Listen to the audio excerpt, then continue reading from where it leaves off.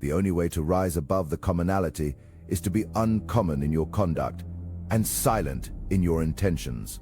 Let your deeds speak and your true self remain unread. Balthazar Grasin. Chapter 1. The Invisible Wall. Naive fools, you crave love, you offer trust. A fatal error. I will show you how to build an invisible wall, a silent fortress of power. Most people walk into the workplace with an open hand, offering trust, seeking connection. They believe likability is their shield, their path to influence. This is a lie they feed you. Niccolò Machiavelli understood what most still refuse to see. It is better to be feared than loved, if you cannot be both. What he understood is that love is fleeting, dependent on mood and circumstance. But fear is a constant, a sentinel that never sleeps. You are leaking power. Every time you try to be the nice person, you open a drain. Your colleagues, your superiors, they see it. They see the vulnerability in your eagerness to please, your need for their approval. This isn't about malice, it's about human nature, about the unspoken hierarchy that forms in every group. They will pile their work on your desk, they will take credit for your ideas, they will speak over you in meetings, knowing you won't push back, knowing you'll just smile and absorb the slight. Your boundaries become porous, easily breached by anyone who senses weakness. You become the go-to person for favors, the one who always says yes, the one whose time is never truly their own. Think about the last time you bent backward for a colleague, sacrificing your own deadlines, your own peace. Did it earn you respect, or did it just create an expectation for the next time and the time after that? You are not building allies. You are building an invisible burden, a weight that slowly crushes your ambitions. Here's how you build an invisible wall. It's not about aggression or cruelty. It's about quiet competence, unflinching resolve, and a reputation for consequences. You become known as the person who handles their business, who delivers, but who does not tolerate disrespect or exploitation. You become the one who, if crossed, makes it clear without shouting that such behavior will not be repeated. If you announce your intentions, your desire to be a respected force, people will laugh, they will test you. But if you quietly build this wall through consistent action, through a refusal to be swayed or pressured, there's nothing to attack. There's only a barrier, solid and impenetrable. They can see it, they can feel it, but they cannot find a way through. Marcus Aurelius, the Roman emperor, wrote about maintaining his inner peace against external pressures. He understood that your true fortress is internal, built not by seeking external approval, but by controlling your own responses and your own conduct. This isn't about being liked, it's about being solid, unmovable, and self-contained. This creates distance, it creates space, it ensures that when you speak, people listen. They don't listen because they like you. They listen because they know you are serious, because they know you mean what you say, and because they understand that your time, your energy, and your focus are not available for petty games. They will try to find the cracks. They will probe, they will gossip, but without anything to latch onto, without an emotional reaction from you, their efforts fall flat. They realize they are hitting a reinforced concrete wall, not a flimsy fence. There's no weak point, there's no back door. The distractions they cut, the drains they sealed, the people they eliminated from their emotional space. This is the quiet work of power. You become untouchable because the cost of touching you is higher than the reward. You become the person who is simply not worth the trouble of challenging. But building an invisible wall is only half the battle. There's another invisible force working against you, one that subtly sabotages your relationships, eroding your reputation without you even knowing it. What is it? Chapter 2. the silent guard. The silent guard, a bulwark built not of stone, but of fear. We explore how to project an aura of invincibility, ensuring no one ever dares to test your will.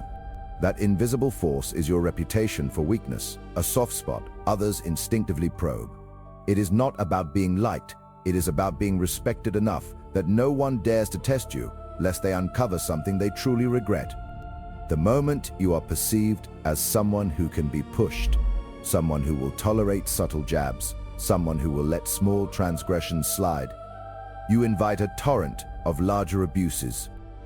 When your peers or superiors sense a vulnerability, they do not see an opportunity for kindness, they see an opening.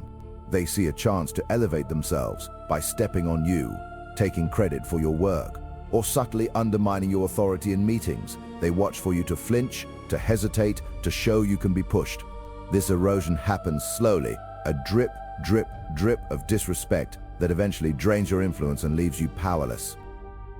Think about the colleague everyone walks over, the one whose ideas are always ignored, whose contributions are minimized. They are good at their job, maybe even better than others, but they lack the silent guard.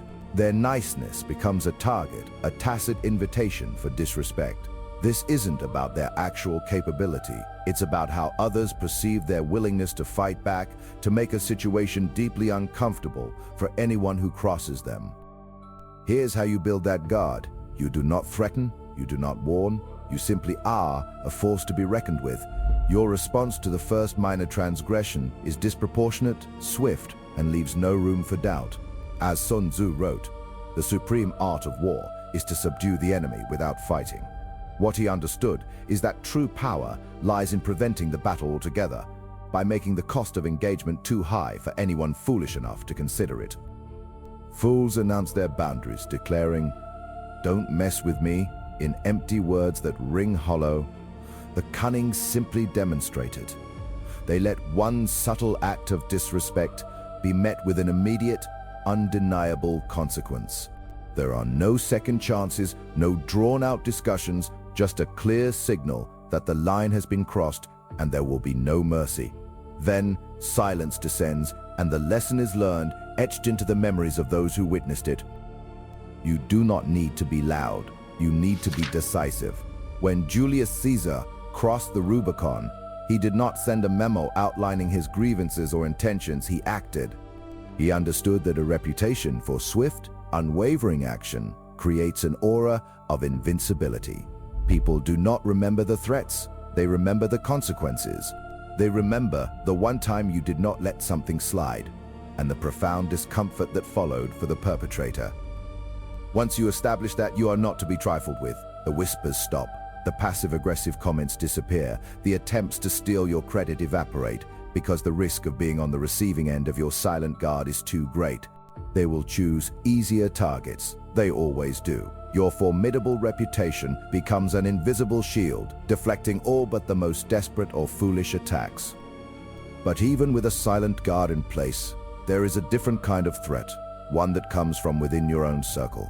A hidden loyalty test, disguised as support, designed to reveal your true intentions. What is it? Chapter 3, Your Unseen Edge.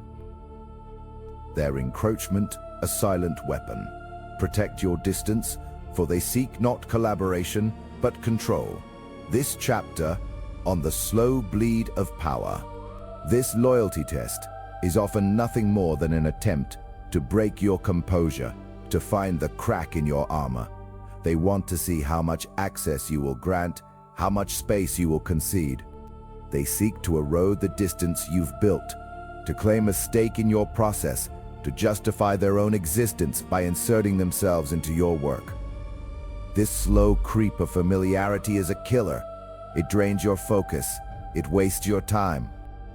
When you allow uninvited closeness, you open the door to micromanagement. Your every move is scrutinized, your decisions questioned, your methods second-guessed. You become a project, not a force. They demand explanations for every choice, forcing you to defend rather than execute. Your autonomy bleeds out drop by drop until you are nothing more than an extension of their insecure anxieties. Think about the colleague who constantly checks in, offering unsolicited advice, or asking for detailed updates on tasks they have no direct involvement in. This isn't helpfulness, it is an invasion. They are not offering support. They are planting their flag, ensuring that if anything goes wrong, they can claim partial ownership of the failure, or if it goes right, they can say they were part of the process. Your strategy must be to cultivate a respectful, almost sacred distance, not through open hostility, but through an aura of self-sufficient competence. You become the individual who delivers consistently, without fanfare or supervision. You create an unspoken expectation, interfere at your own risk. This isn't about being unapproachable. It's about making the cost of intrusion too high for others to pay. Napoleon Bonaparte understood a leader cannot be constantly questioned or second-guessed. He stated, "I am sometimes a fox and sometimes a lion." The whole secret of government lies in knowing when to be the one or the other.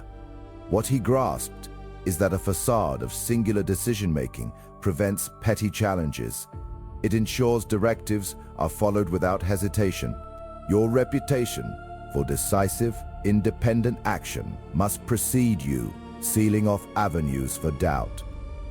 Fools invite familiarity, thinking it builds rapport. They share every detail, seek validation, and then wonder why they are constantly micromanaged. But the calculating individual, you, maintains a boundary. You offer results, not ongoing commentary. You become a black box, inputs go in, superior outputs come out. Nobody needs to see the mechanics, only the undeniable proof of your effectiveness. This respectful distance creates an unseen edge. People become hesitant to question your process because they fear disrupting the consistent stream of results you provide. They might wonder how you do it, but they won't dare tell you what to do. Your methods become untouchable because your outcomes are undeniable. This protects your mental space. It protects your time. Louis XIV, the Sun King, ruled with absolute power, making himself untouchable. He famously declared, "El bat set moi," I am the state. He understood that. By embodying ultimate authority, by being the singular, unchallengeable center, he prevented systemic micromanagement and internal challenge.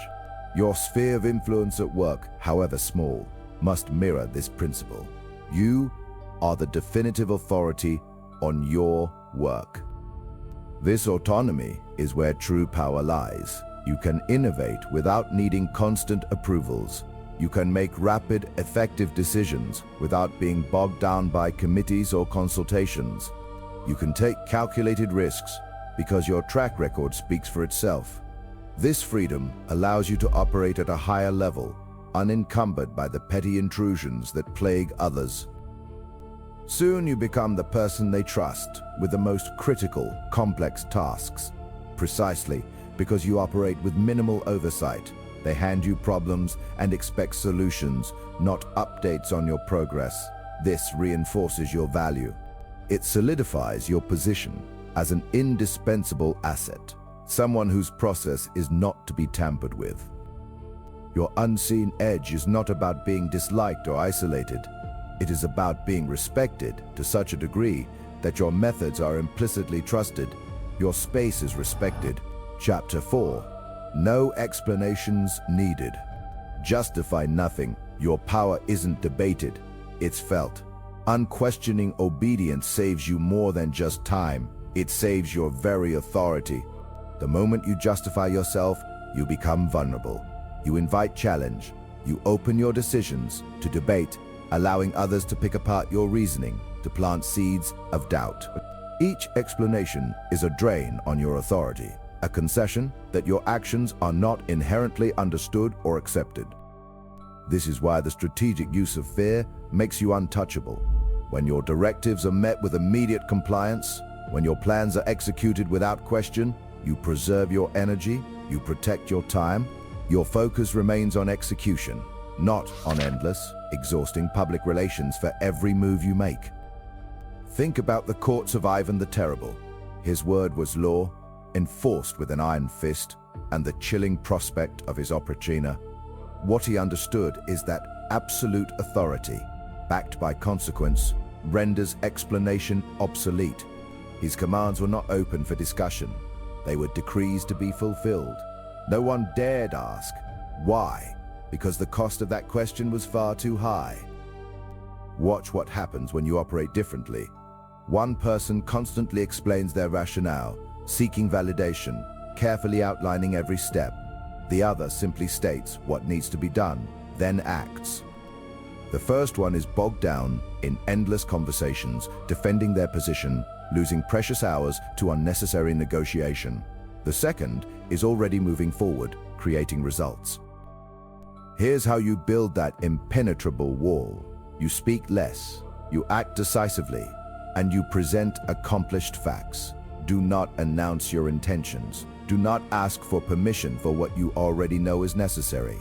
Just do it, and let the outcome speak for itself. Your silence becomes a statement of unshakable confidence, a signal that your path is set. When you announce your plans, you give others a chance to object, to sabotage, to dilute your vision with their own fears and limitations. But if you quietly execute, presenting a finished product, there's nothing for them to resist but a done deal. Their opportunity to interfere vanishes, replaced by the reality of your completed work.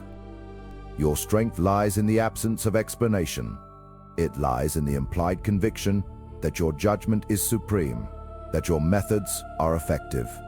People learn to trust your process not because you explain it, but because your results consistently appear without fanfare or justification. Cardinal Richelieu, the architect of absolute monarchy in France, rarely engaged in public debates about his strategic moves. He moved with a cold, calculated silence, implementing policies that often seemed harsh in the short term but ultimately strengthened the state. He understood that true power doesn't need to justify itself to the masses. It simply needs to be effective.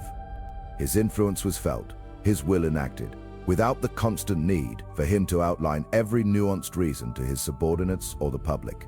His authority was absolute, his word final. This builds an invisible force field around you. People learn that questioning you is unproductive, even unwise. They see that your actions, though sometimes opaque, led to predictable, powerful outcomes. They stop asking for clarification and start focusing on execution. The result is a work environment where your leadership is unquestioned, your decisions respected implicitly. You become a nexus of efficient action, free from the drag of constant validation seeking. Your projects move faster, your teams operate with clearer direction, and your influence grows exponentially. This untouchable status does not come from bullying. It comes from demonstrating consistent competence and a resolute unwillingness to waste energy on superfluous justification. You are not a dictator. You are simply someone whose time is too valuable to spend relitigating every choice. Your time is your most precious resource, and explanations are nothing more than a slow leak. Seal those leaks. But there's another hidden trap, a subtle form of self-sabotage that even the most feared leaders can fall into. What is it? Chapter 5, Untouchable Assets. Yours or theirs. Every leader faces this choice. Concede an inch and they'll take a mile. This chapter, How to Make Your Assets Untouchable. That hidden trap is the illusion that your assets are up for negotiation. Your projects, your budget, the people who report to you, they are not. When you allow others to chip away at what you claim, you invite a war of attrition. Every boundary you fail to enforce becomes an open door. They will test you, they will bleed you dry with 1,000 tiny cuts. Think about the leader who constantly defends their team's headcount from cuts, only to concede 2 positions every quarter. Or the project manager whose budget is slashed repeatedly, forcing them to compromise quality and scope. They are not defending their assets, they are merely managing the decline. This slow erosion broadcasts weakness, signaling that your domain is ripe for plundering. Here's how you make your assets untouchable. project, an unyielding resolve, an absolute non-negotiable stance on what belongs to you and what is essential for your mission. This is not about arrogance. It is about demonstrating a supreme confidence in your strategic needs. You do not ask for resources. You state their necessity. Genghis Khan understood this. He once told his generals, "An action committed in haste is an action repented at leisure." What he truly meant was that you must protect your strategic resources without hesitation or regret. His armies were his ultimate asset, and their integrity, their numbers, their provisions were always sacrosanct. This unwavering commitment to his forces made them a formidable and respected power. Fools announce their intentions, then brace for negotiation. They present their budget, then wait for the counteroffer. They signal flexibility, and their enemies take note. But you do not present, you state, you do not negotiate, you declare. You simply operate from the premise that these resources are already accounted for, already allocated, already secure. When a challenge comes, your response is not an explanation. It is a stone wall. Your project requires these resources. Your team needs this number of people. These are not requests. They are foundational truths. Your certainty alone will make others pause. Your unwavering posture will make them question their own resolve, not yours. Alexander the Great, when faced with overwhelming odds at the Battle of the Hydaspes, did not debate his army's need for specific tactics or supplies. His famous resolve, "There is nothing impossible to him who will try," was backed by an absolute commitment to the resources and men he deemed necessary for victory. He understood that a leader's conviction in their assets is their greatest shield. He never compromised on the tools required to achieve his goals.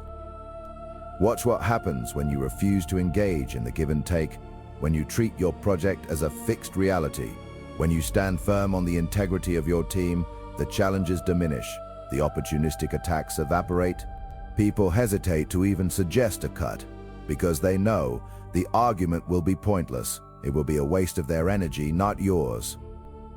They learn that your resources are not soft targets. Your team is not a flexible pool. Your budget is not a suggestion. This is not about being difficult. It is about being decisive. It is about protecting your capability to deliver. Your unshakable defense of your domain creates a barrier, a force field around your objectives. This iron will, this unshakable defense of your domain creates a barrier, a force field. But even the most protected fortress has its blind spots, its hidden tunnels. There's another subtle way your power can be undermined, not from external attack, but from within your own ranks. What is it? Chapter 6, Irreplaceable Force. Irreplaceable force, your value, your very existence, hinges on this singular truth. Become the indispensable or face oblivion. The choice is yours. The unseen vulnerability is your replaceability. If your value is easily quantified, easily replicated, then you are a pawn. You are just a cog, a part that can be swapped out. This is why you must become the central nervous system, the essential wire, the unique component. When you are seen as interchangeable, your influence evaporates, your boundaries erode, they will move you, they will demote you, they will remove you, because the cost of doing so is minimal. Think about the project where one person holds all the critical knowledge, the one who truly understands the legacy systems, the client's deep history, the exact steps to navigate a bureaucratic maze. Everyone else is a contributor, but this person is the bottleneck, the gateway, the key. Now, imagine a new manager arrives, eager to make changes to assert dominance. They look for easy targets, they look for people they can push aside. Here's how you become the untargetable force. You create a strategic dependency, not by hoarding information, but by becoming the only one who can synthesize it, who can connect the disparate pieces, who can drive the necessary outcome. You embed yourself into every critical decision, every complex process, every high-stakes negotiation. You don't just do your job, you become the system that allows the job to be done. If you announce that you are indispensable, people will resent you. They will try to prove you wrong. They will look for ways to cut you out. But if you quietly, relentlessly, make yourself the unavoidable link, the critical piece, there's nothing for them to fight. There is just reality. A reality where your absence causes immediate, undeniable collapse. What Steve Jobs understood is that true power came from controlling the vision, the product, the entire experience. He didn't just manage Apple. He was Apple's driving force, a demanding presence who tolerated no mediocrity. His vision, his relentless pursuit of perfection, made him impossible to ignore, impossible to easily replace. Even when his methods were controversial, he built a system that revolved around his uncompromising standards. This is why you cultivate unique skills. You master the obscure protocols. You forge the relationships nobody else has. You become the singular point of contact for external partners, the only one who can troubleshoot the complex software, the sole person with the institutional memory to prevent disaster. You make your departure not just inconvenient, but catastrophic, a complete disruption. John D. Rockefeller, in building Standard Oil, didn't just compete. He bought out, he consolidated, he controlled every aspect of the oil supply chain, from drilling to refining to distribution. He made his company, and by extension, himself, an unavoidable force. You couldn't get oil without going through him. He understood that controlling the choke points, the essential arteries, made you unassailable. He made himself the indispensable provider. Your goal is not just to be effective, but to be costly, costly to remove, costly to replace, costly to operate without. This isn't about being universally liked. It's about being strategically feared for the vacuum your absence would create. Your unshakable position makes you untouchable. But what happens when you need to expand that influence? When you need to move beyond just holding your ground? Chapter 7, The Truth Mirror. The truth mirror, a vital tool. To truly rule, you must see beyond facades, understand the hidden currents that move men, or be swept away. You've fortified your position. You've made yourself indispensable. But influence isn't just about holding ground. It's about navigating the intentions of others, seeing through their masks. Most people walk blind, trusting smiles and empty words. They believe everyone shares their simple motives, their desire for peace. This blindness is a fatal vulnerability. It allows hidden enemies to operate freely, to chip away at your foundation because you never truly saw them coming. Think about the casual betrayals in any office, any social circle. The whispered comments, the subtle sabotages, the calculated backstabbing. These actions thrive in an environment of perceived safety, where the betrayer believes they can hide in plain sight. They smile to your face, then poison your name when you turn your back. They wait for you to stumble, to show a weakness so they can pounce, knowing you're too trusting to see their true nature. This is where the fear you cultivate becomes a powerful truth mirror. It's not about overt threats. It's about a quiet, undeniable presence that makes others intensely aware of your capacity, your observation, your reach. When people sense that you are not to be trifled with, that you see more than you let on, their behavior shifts. The fear acts as a filter, separating the genuine from the opportunistic.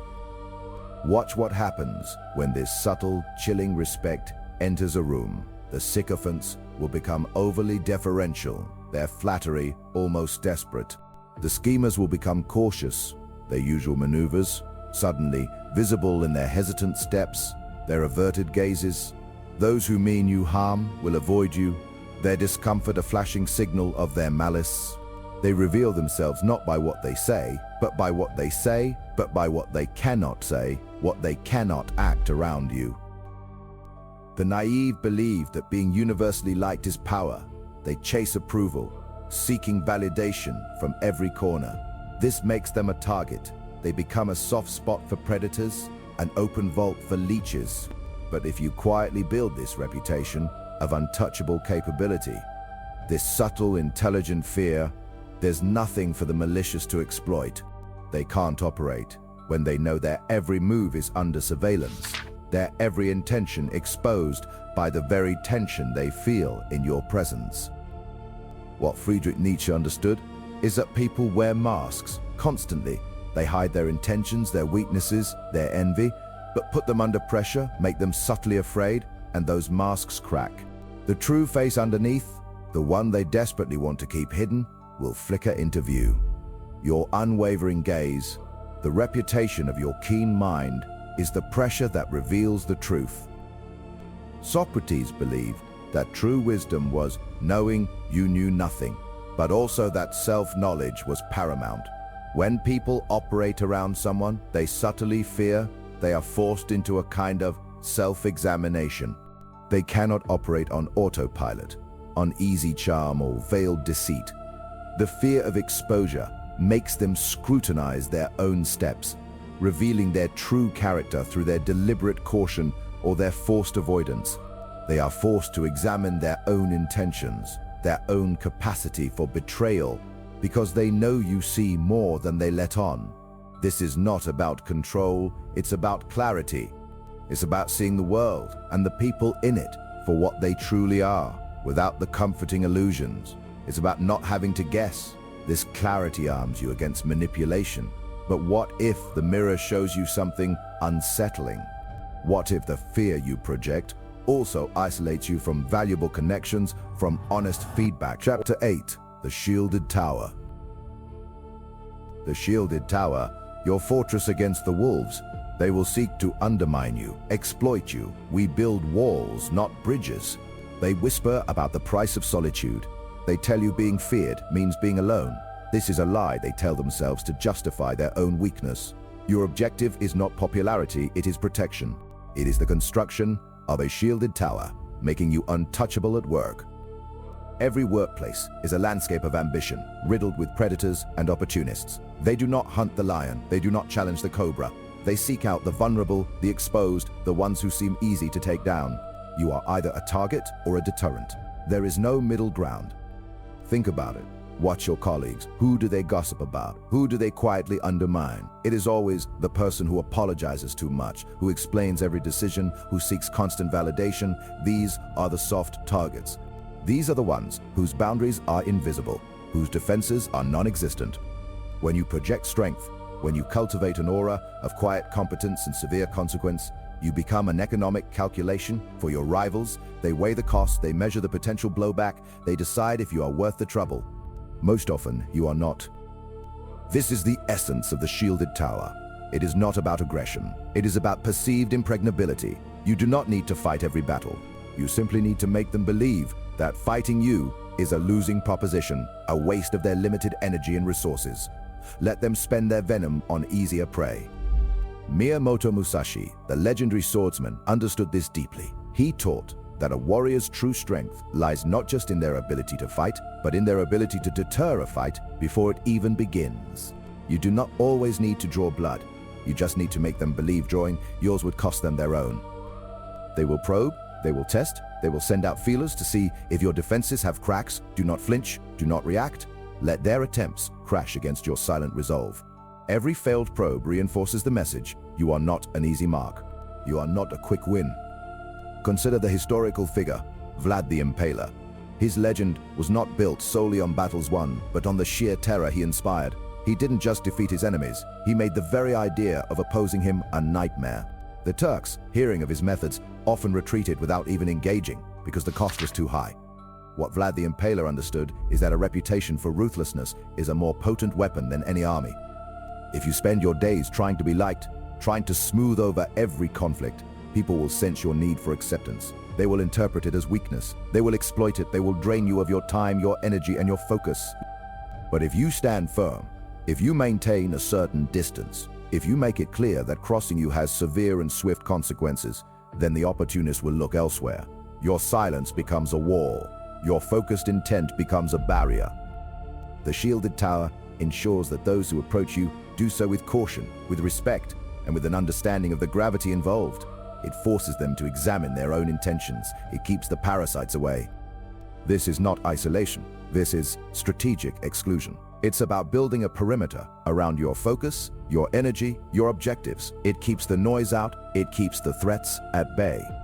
But this shield forged in fear, can also be a cage. What happens when your own tower becomes a fortress you cannot leave? What do you sacrifice when you become truly untouchable? Chapter 9. The Sovereign Self. The sovereign self, a choice to stand apart. Learn to forge your own fortress and wield its power to command respect, not affection. The answer is simple. You sacrifice the illusion of universal acceptance. That tower, that fortress, is not a cage if you hold the key. It is a sanctuary. It is a command center from which you dictate the terms of engagement. This is a deliberate choice to stand apart, to operate beyond the petty politics and emotional drains that collapse lesser men. This path demands a clarity of purpose, a brutal honesty about what you seek and what you refuse to tolerate. You are not seeking friendship, but respect. You are not seeking friendship, but respect. You are not seeking approval, but autonomy. The perception of fear you cultivate is not about malice. It is about absolute, unyielding boundaries. It tells them, cross this line and there are consequences. Think about the true leaders, the empire builders, the quiet architects of vast influence. Their power was never rooted in being liked. Their power was rooted in their capacity to enforce their will, to protect their vision, to eliminate obstacles without hesitation. They understood that the cost of being truly effective is often the comfort of being universally embraced. This is the sovereign self, the individual who governs their own domain, their own energy, their own destiny with surgical precision. They do not react, they respond. They do not chase approval, they command attention. Their presence shifts the air in the room, not through aggression, but through an undeniable sense of self-possession, of absolute control. What Plato understood millennia ago was the absolute necessity of self-mastery. He wrote that the first and best victory is to conquer self. What he understood is that control over others begins with absolute control over your own impulses, your own weaknesses, your own desire for external validation.